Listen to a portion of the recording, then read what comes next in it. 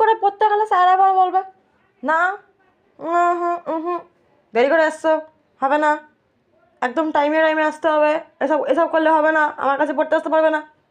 আমি পড়তে এসেছি এটাই অনেক।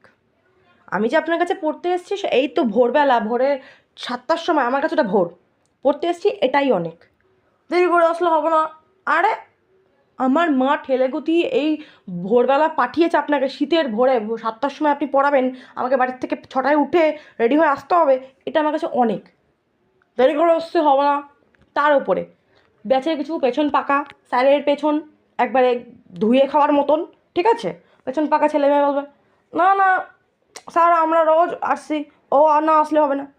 তুই আসছিস আয়, তোর সাথে আমার কি, কি আমার সাথে তোর?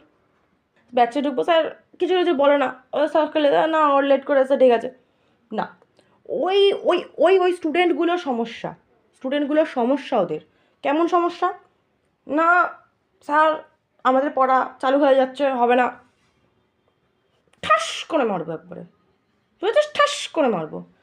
আবার এক্সট্রা লেভেলের কিছু স্টুডেন্ট কি বলবে, স্যার কোনো কোশ্চেন লেগাচ্ছে পড়াচ্ছে, হবে না, ওদের হবে না। কেন হবে না, না স্যার এই প্রশ্নটা এইভাবে ঘুরিয়ে গেলে ভালো হতো। তুই যখন এত জানিস তুই ব্যাচে এসছিস কেন?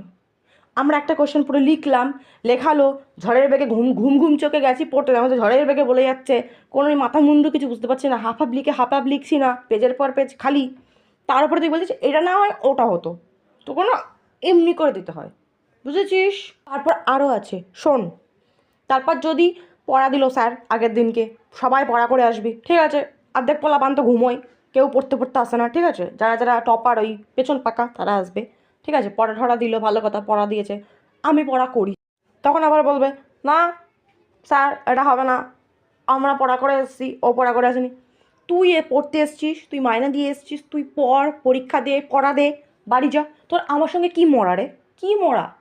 আমি মায়না দিচ্ছি, আমার বাবা মা মায়না দিচ্ছে, আমি বুঝবো, তুই পড়তে এসছিস পড়বি বাড়ি যাবি, বুঝেছিস, ঠাস করে মারবো।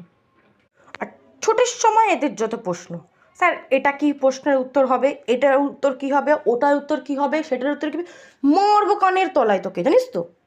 সারাটা ব্যাচ 2 ঘন্টা ধরে আমার মাথার পিন্ডি চটকে দিল, হিস্ট্রি পড়িয়ে আমার ঘিলুর হিস্ট্রি বানিয়ে দিল, তখন তোর প্রশ্ন মনে পড়লো না? তোর যখন পড়া শেষ হবে তখন তোর প্রশ্ন মনে পড়লো, স্যার এটার উত্তর কী, ওটার উত্তর কী?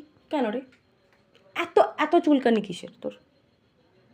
তারপর আরও শোন, রেজাল্ট বেরোবে, ঠিক আছে, স্যার এত ফটো জিজ্ঞেস করবে না যে কে কী লিখেছিস না লিখেছিস, প্রশ্নের উত্তর, ঠিক আছে, পরীক্ষা দিয়ে আসার পরেও জিজ্ঞেস করবে না, রেজাল্ট বেরোলেও জিজ্ঞেস করবে না,